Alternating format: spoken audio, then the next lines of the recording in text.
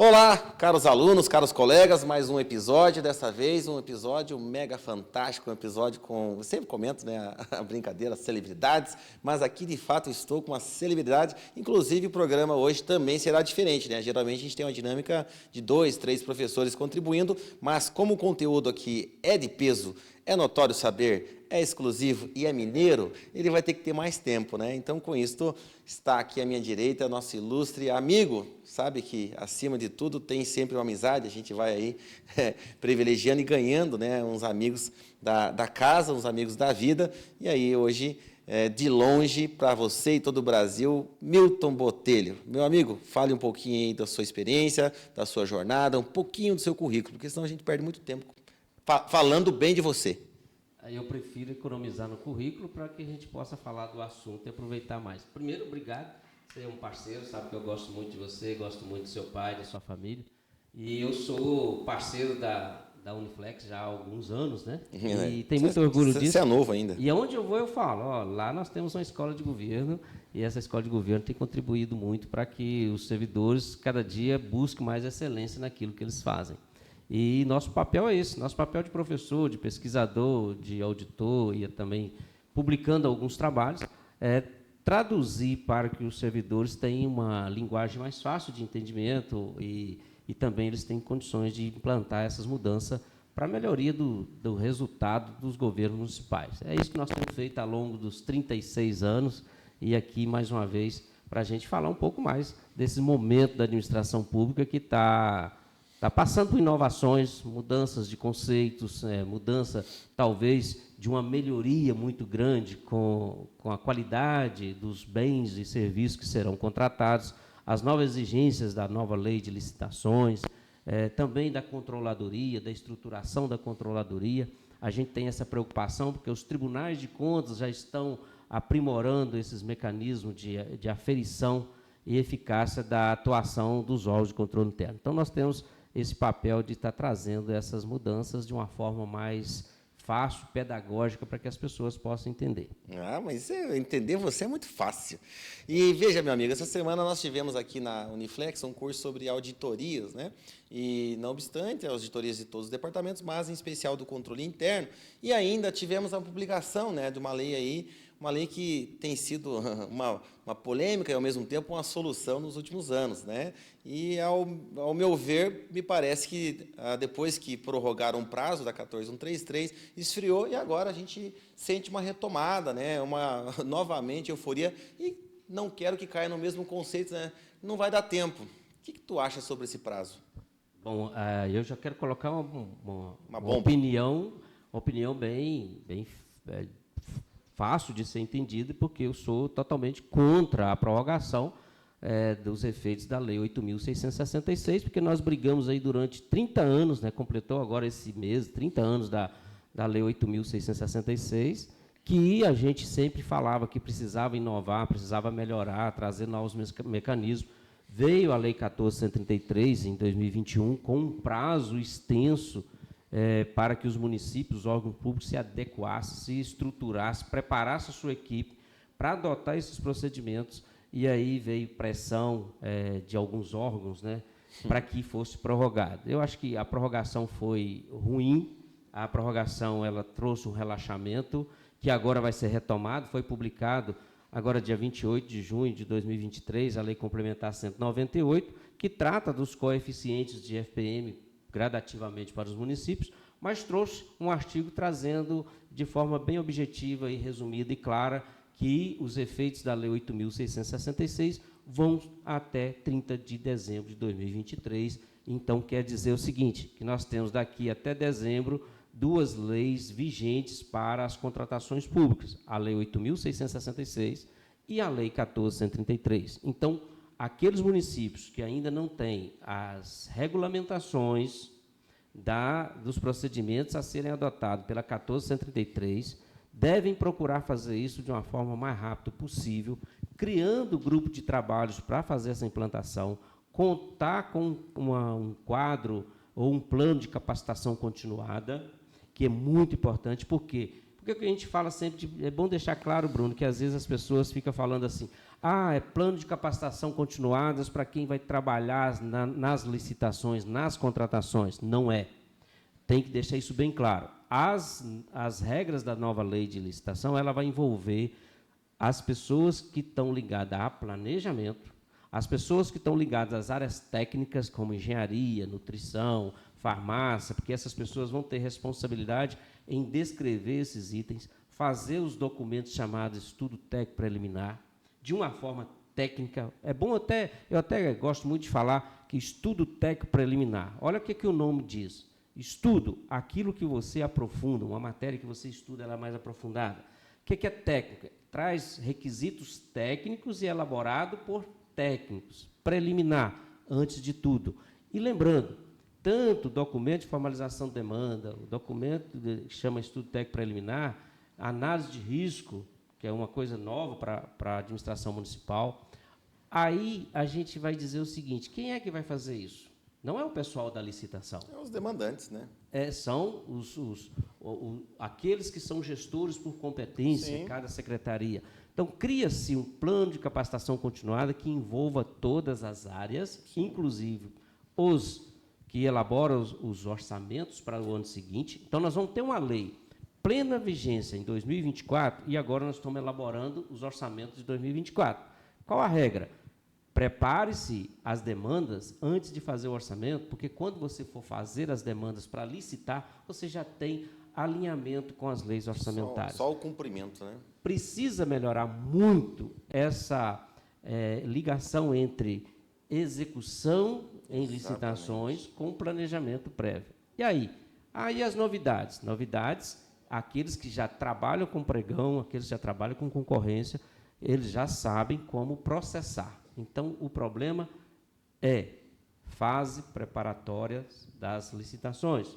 Prepare a sua equipe para não ter surpresas. E eu preciso deixar bem claro, a responsabilidade, conforme o texto da lei, de escolha dessas pessoas que vão trabalhar no processo de contratação é única e exclusivamente do gestor. Ninguém mais responde sobre isso, é somente ele. Então, ele é que tem que se preocupar em capacitar a sua equipe para ter realmente pessoas preparadas para começar a lei. Sem atropelo, sem correria, o prazo está aí, tem condições de fazer isso, então não busque desculpas, porque as desculpas para não adotar a lei reflete num texto bem claro, incompetência. Hoje é dia 30 de junho de 2023 e eu espero que essa data fique marcada por esse aviso, né, cara? Porque, veja, né, isso lá em 2021 já foi dito, né, cara, daram todo esse tempo, uma lei de vigência de 2 anos, e eu vejo muito, você deve ver isso mais do que eu, passarmos por municípios menores, né, as estruturas lá, as divisões, os departamentos, uma plaquinha, né, licitações, e quase tudo que se fala ao entorno de uma execução de um município passa por lá em algum momento, né? E, em grande parte, isso que você trouxe é relevante porque o pessoal sempre entendeu que dali se tinha-se as soluções. Mas veja, como é que, sem a técnica, a perícia do engenheiro, se faz um estudo técnico preliminar e o gestor escolheu para servir uma secretaria, né, de obras, um cargo de confiança pela sua técnica, pela sua confiança, obviamente. Como é que não encara isso como uma realidade necessária, né, em trabalhar em conjunto, não repassar, terceirizar essa culpa, né? Eu achei fantástico, por exemplo, Milton, essa nova lei, o diálogo competitivo, trazendo quem mais entende do produto é o próprio fornecedor, para montar, né, ter aí essa perícia de montar bem feito, né, essa demanda e parar com essa guerrinha, parar com essa vaidade de que não, isso é com eles, não, isso é comigo, né? Trazer para si essa responsabilidade. Deixa eu pegar 3 pontos importantes nessa fala sua. Primeiro que eu quero pegar é o seguinte, vamos falar para os prefeitos, para os presidentes de câmaras, diretores de autarquias, o seguinte, só para ficar bem traduzido. A Lei 8.666, ela ensinava o quê? Licitação. A gente só tem entendimento da lei a partir do edital. Então, o edital era aprovado pelo jurídico e seguia os trâmites, etc. Já a 1433, ela incluiu antes da licitação, toda a fase preparatória, que envolve o planejamento, a confirmação da existência de recursos orçamentários, a planejamento financeiro, a descrição da melhor opção existente no mercado para atender à necessidade da administração pública. Nós vamos ter um ganho de qualidade muito grande. Previsível, né? Previsível. E um ponto importante, para com esse negócio de ficar levando para o jurídico todas as dúvidas do processo. O jurídico ele tem papel definido na lei, diferente da Lei 8.666. O que o jurídico tem agora? O que ele virou agora? O jurídico virou órgão de controle de legalidade.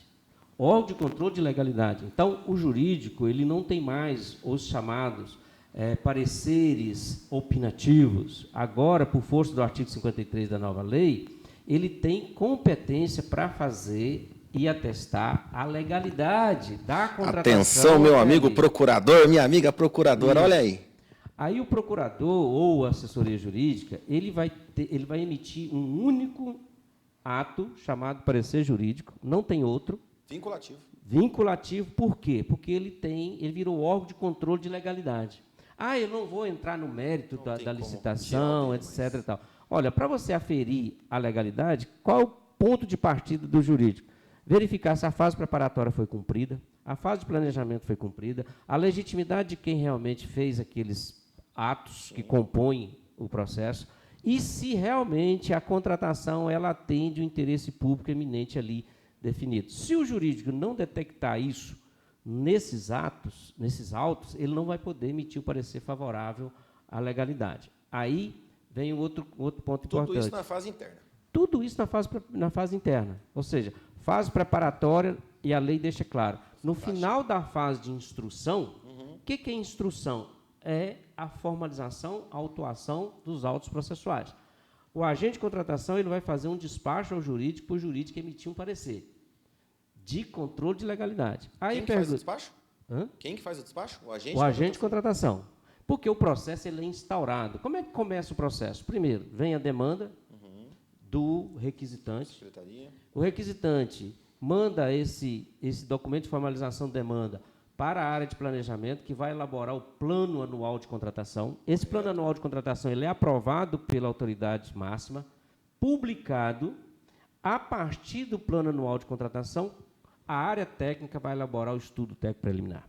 Elaborado o estudo técnico preliminar, análise de risco, volta para o demandante. Sim. O demandante vai fazer o termo de referência com todas as informações necessárias, composição de preço e etc., conforme a metodologia adotada, faz um despacho para a autoridade competente. A autoridade competente vai aprovar esses atos e autorizar a instauração do processo de contratação, seja ele licitação, seja ele dispensa, seja ele inexigibilidade.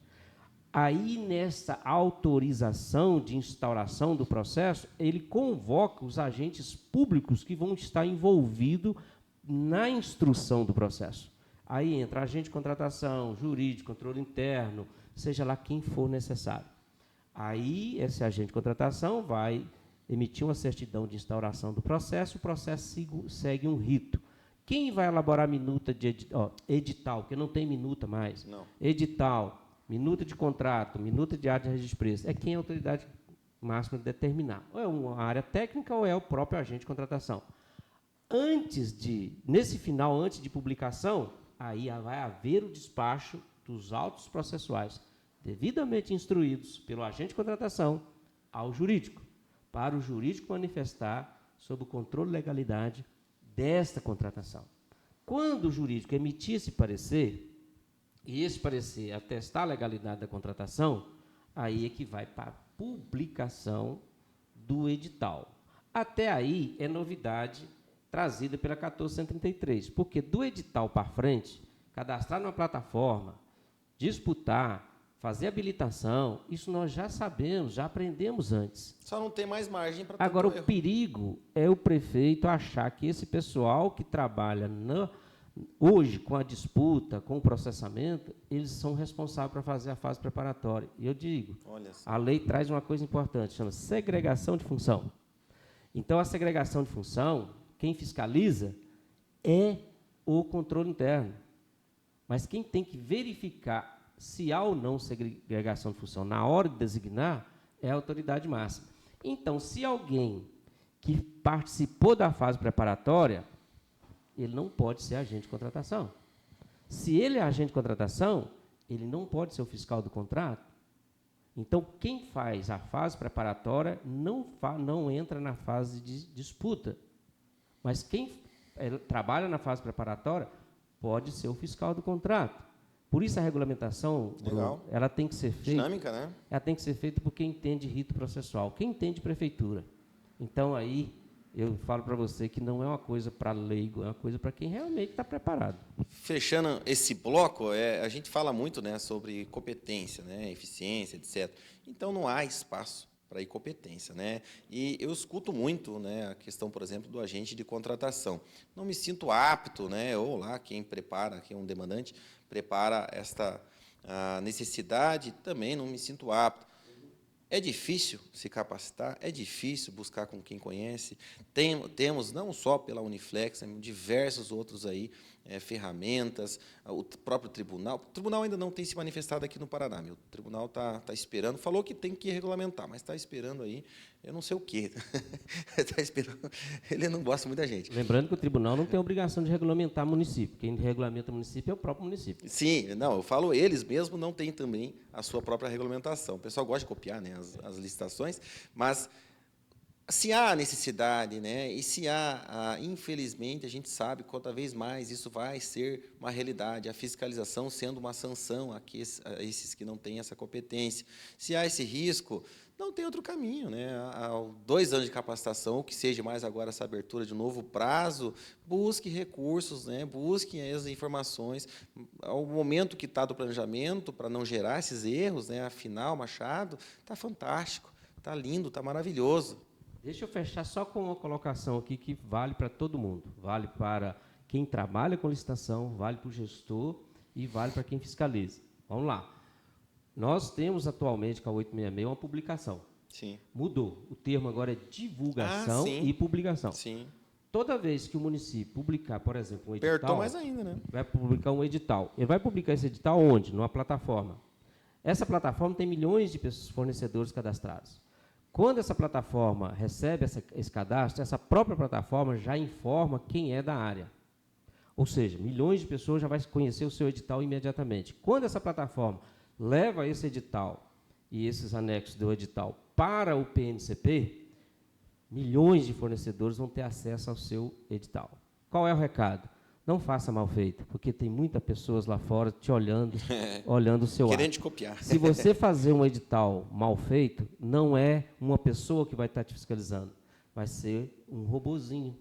Vai estar dizendo, olha, esse algoritmo. edital, ele está direcionando, ele está exigindo o que não é permitido. Então, o que você tem hoje é uma forma de conferência de todos os atos que você faz, por digamos assim, um sistema que você não tinha antes, ninguém fazia isso. Sim. Então, não é coisa para fazer de qualquer jeito, não é um Ctrl+C, Ctrl+V que vai resolver. Então, você tem que ter certeza do que está fazendo. E aí, o que isso implica para quem está fazendo o ato?